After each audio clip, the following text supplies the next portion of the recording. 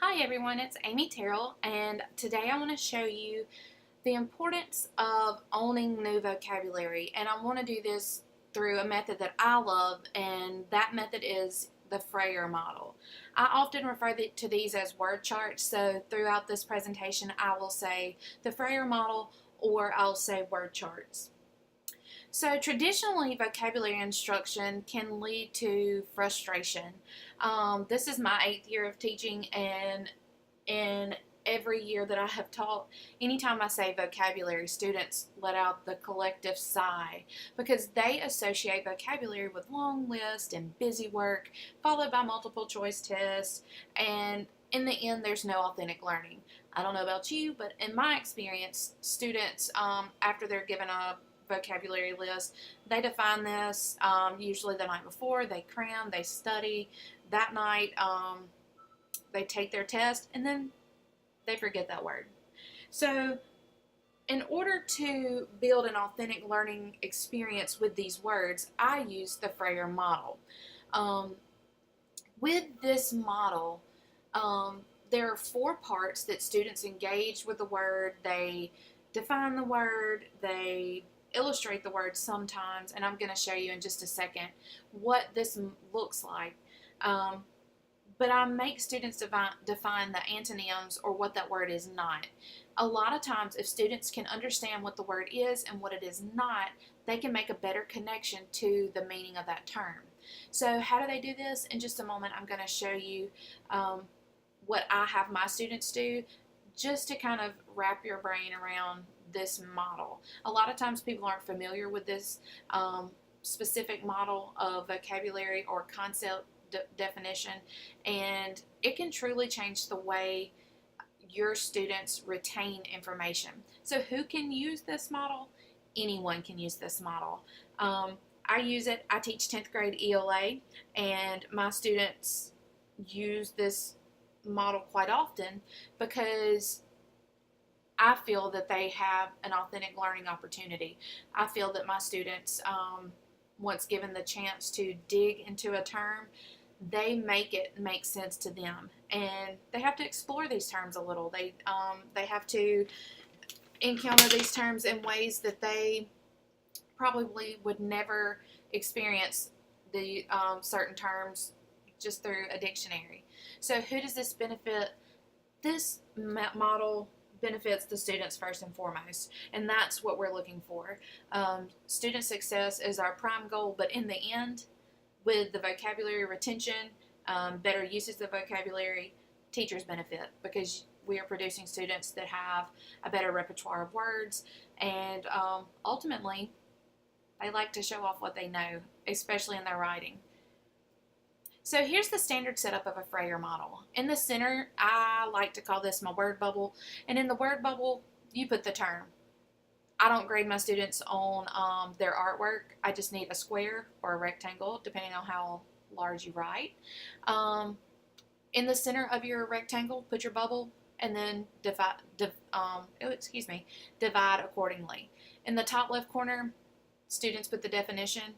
The first several times that we set up the Frayer model, I modeled this on the under the document camera projected to the board, and I just really need students to get a grasp on this. And once students get a grasp on how this should look, I release them into the wild on their own, and they roll with it. It is very procedural, so it takes several times setting up to fully get students to understand what this should look like, why they're doing it, and in the end, when they realize that at the most they define 5 words like this, they buy into it very easily. So we have our definition in the top left corner, and then the top right corner we have our characteristics. Oftentimes I let students illustrate this. I'm a visual learner. I like to see an image.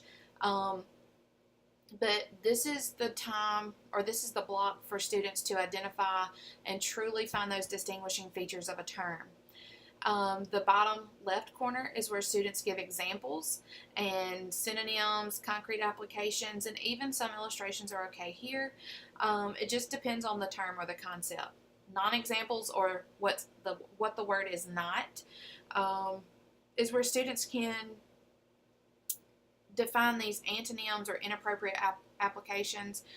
I tend to not use illustrations here, but this is the graphic that is used in one of my teacher toolkits, and this is what I share with my department, and different people use it in different ways. So you can truly take this model and make it work for you.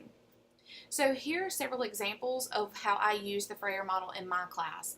In the top left corner is a student notebook. If you notice, there are only 4 squares. In those 4 complete charts, there will only be 4 terms. At the most, students will only define 5 terms on their own in my class. And in just a second, I'll show you what that looks like. If you have a student that has an IEP, I highly recommend taking the Frayer model and making some templates. You can type this into Google, and in just a second, I'll show you how easy that is. Type it into Google, Frayer model, template, and you can get the top right corner in a million different ways.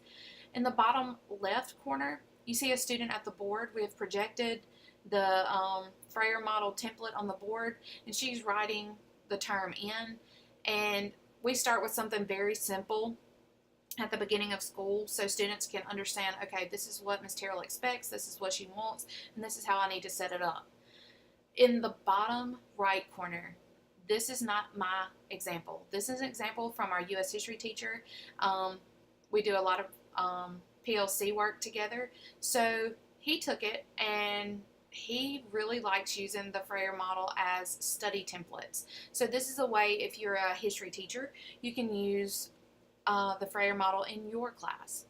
So here is an example of the Life of Pi vocabulary chart that I would do, and I'm going to do the first week of school.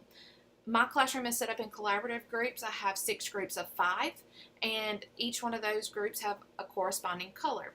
The corresponding colored dots go to that group, and when students walk in, they only define their dot. If you notice, there are only 5 words in each section. That means 1 student per group defines a word. At the very end, I set a timer. It's usually 15 to 20 minutes. That gives students time to define their words, share with their group, take a picture, post in Canvas.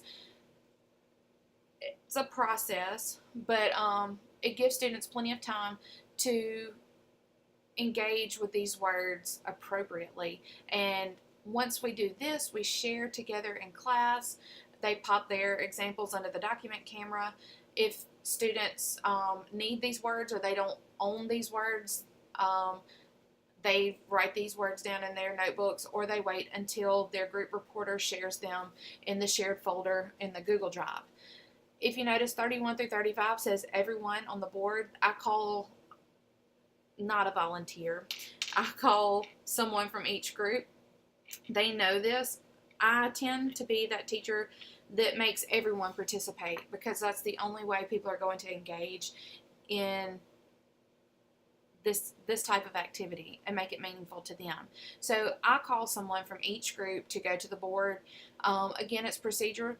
Some students are very, very nervous the first time, but once they realize that everybody struggles just a bit at the beginning, students start buying in. They realize, hey, we all struggle in the same areas, or this person is stronger in this area, this is a person I can go to, and it really builds that peer support, and that's something everybody needs to foster in their classroom. So after we do the definition of the words and share, we post on Canvas. Sometimes we do Quizlets, sometimes we do Kahoot challenges, but all in all, students are engaging with each other appropriately. Their vocabulary is growing, and overall their scores are growing up.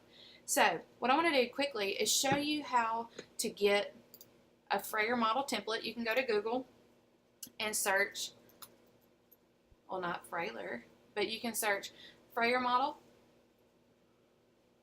If you go to images, there are tons. You can use this at an elementary level. You can use this if you want to make the template and print it out for students. I have a teacher on my team that cannot stand students to waste time drawing their squares, so we come up with the idea of printing a template and that on word days for her, she just gives everybody a template. But you can scroll through these and find many, many, many templates. Some of them are tweaked just a bit from the one that I use, but all in all, the learning experience is there. The engaging with the words is there. If you need me, inbox me on Canvas. I can give you some more tools and tips on how to have your students truly engage with authentic learning and vocabulary, and it will truly change how students pull information from your class. You'll be surprised at the writing examples that you get, because students are learning these words and they want to show you that they know them, and it's a truly awesome experience. So if you need me, let me know, and I hope this method can work for you.